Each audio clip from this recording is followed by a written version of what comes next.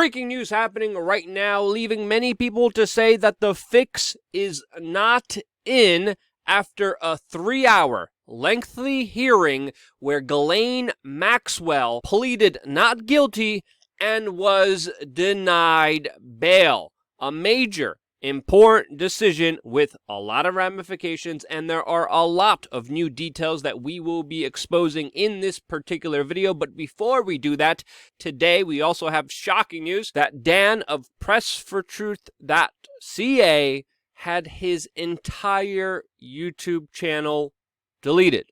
No warnings, no violations, nothing. He was just taken out on this platform that you're lucky you're still receiving our videos on. And again, I just got this message from Dan.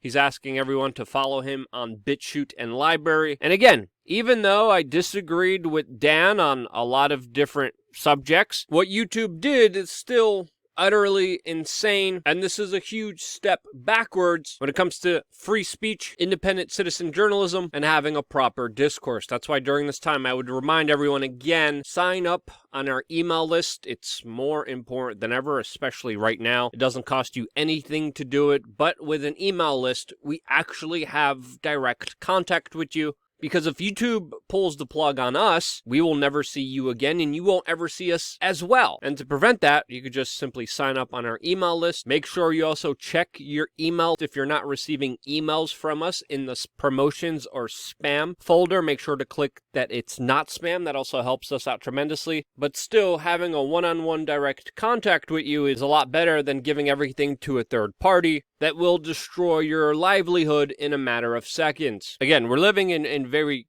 crazy times. Some would describe somewhat of a spiritual warfare. We're seeing a lot of insanity out there, and more than ever, independent media, free speech is critical towards individuals being free and empowered, and exposing some of the really bad things happening on this world comes at a cost. It's not easy, it's not always safe, but it's an important job that we're all able to do because of your support. So sincerely, thank you so much for supporting us on wearechange.org/donate and signing up on our email list to make sure our important work continues and lives on from here. It's really only a matter of time until they come after all of us. Now, today's hearing regarding Ghislaine Maxwell was a very long hearing that the courts allowed 500 people to listen into. Some individuals were doing a live stream of this hearing. I personally listened to all of the hearings, and there's a lot of things really to consider from everything that was just released. The main two headlines that are running, of course, right now is that Ghislaine Maxwell pleaded not guilty and that she was denied bail. Now, that does not mean she will be held indefinitely. There most likely will be a next bail reduction hearing after this, and there might also be new charges brought up on Ghislaine Maxwell, since, of course, we know that the charges that are now against her are from the 1990s. They're very limited. And when you look at some of the victims and their testimony, there should be a lot of other charges stacked onto this already preceding indictment of her, which, as I said before, in my opinion, was very weak, since, of course, she was charged with trafficking and not abuse, even though there's many witnesses saying that she was the one that was also abusing underage children. This is why I thought Ghislaine Maxwell was going to receive bail, and thankfully, I was absolutely wrong on that. Now, Ghislaine Maxwell, for the foreseeable future, will stay in jail until the next hearing, which will most likely be the bail reduction hearing. Her trial most likely will happen in July of 2021, almost exactly a year from now, as the government and Ghislaine need plenty of time to procure documents, records, and evidence for their cases. Now, the federal prosecutors in this case, one of their strongest points that they brought up against Ghislaine Maxwell, that seemed like it was the most significant reason for the judge to deny her bail, was the fact that Ghislaine Maxwell was not able to, quote, remember how much money she had, and she was not able to provide financial records or even an estimate close to what is believed the amount of money that she had. Some rumors are that Ghislaine Maxwell had $20 million. But as we learned from the Jeffrey Epstein case, who was alleged to have $559 million, that even wasn't the full amount of his wealth, since of course he had many properties, assets, passports even from Saudi Arabia that were, of course, unaccounted for. And now Ghislaine Maxwell not being able to account for her wealth is yet another clear sign of a major institution doing something illegal and wrong. A major institution like Deutsche Bank that was fined a small tap on the wrist of $150 million for, of course, their extraordinary, totally illegal relationship with Jeffrey Epstein. So the fact that Ghislaine Maxwell can't even account for the amount of money she has signals institutional corruption and most likely more foul play amongst the establishment, since, of course, a lot of this money is mystery money. When it comes to Jeffrey Epstein, no one on Wall Street even knew who he was in the trading business, and the vast majority of his wealth seems to come out of thin air. This, of course, is very relevant when we look at the Ghislaine Maxwell case, since this was one of the primary reasons why she was denied bail today, and was also deemed a significant flight risk with her ties to a, quote, substantial international relationship with others, as well as a, quote, extraordinary financial resourcefulness. The federal prosecutors in this case argued that she was, quote, skilled at living in hiding, as of course the international media was playing a game of where is Waldo, or where is Maxwell, and where in the world is Maxwell, as of course many people were rightfully dumbfounded on why there weren't any charges pressed against Maxwell when there was so many witnesses and victims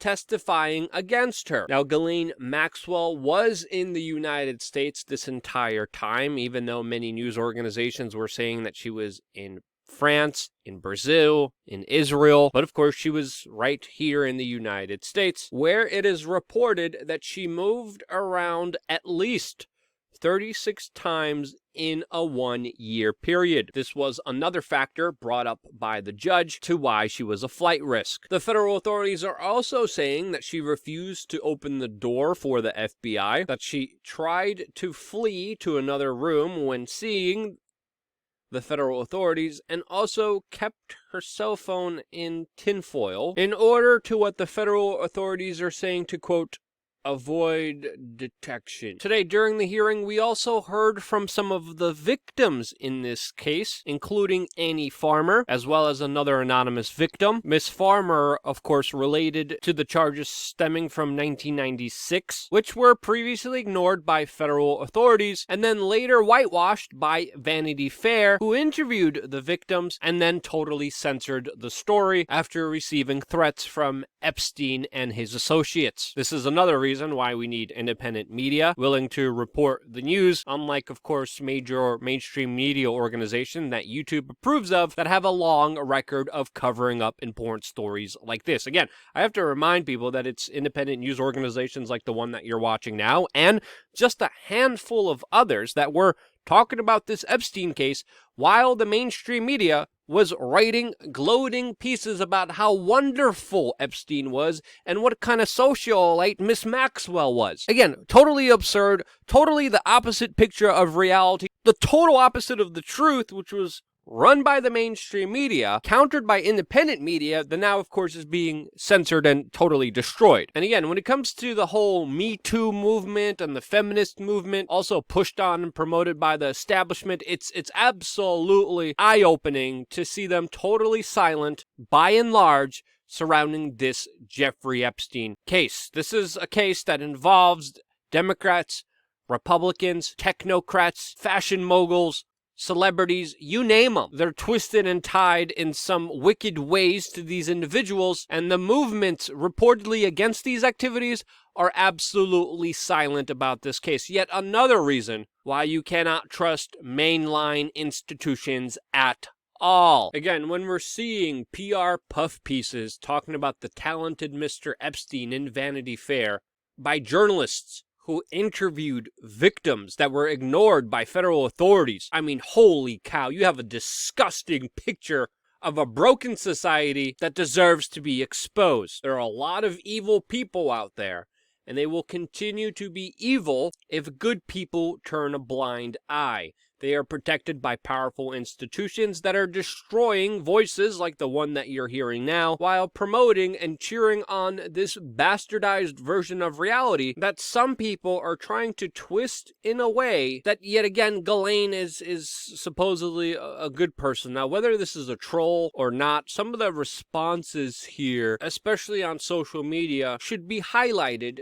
to show how absolutely insane some people are. This is definitely not the case that you want to be making here. The Ghislaine Maxwell case shouldn't be a partisan issue. It should be an issue about right and wrong. The more you politicize it, the more you push it away from the truth. Now, a lot of these recent developments, especially with the denial of this bail, being able to listen to the actual victims here that were previously ignored, that the mainstream media censored before, this is a good thing. This could mean that the fix is not in, and that we could be seeing some actual justice here. And if there are more charges brought on, which there rightfully should be, this could be a major development in the right direction that could be taken by the federal authorities. Now, according to some other news publications, there are more accusers and victims stepping forward against Ghislaine Maxwell, and if that happens, there will be more charges.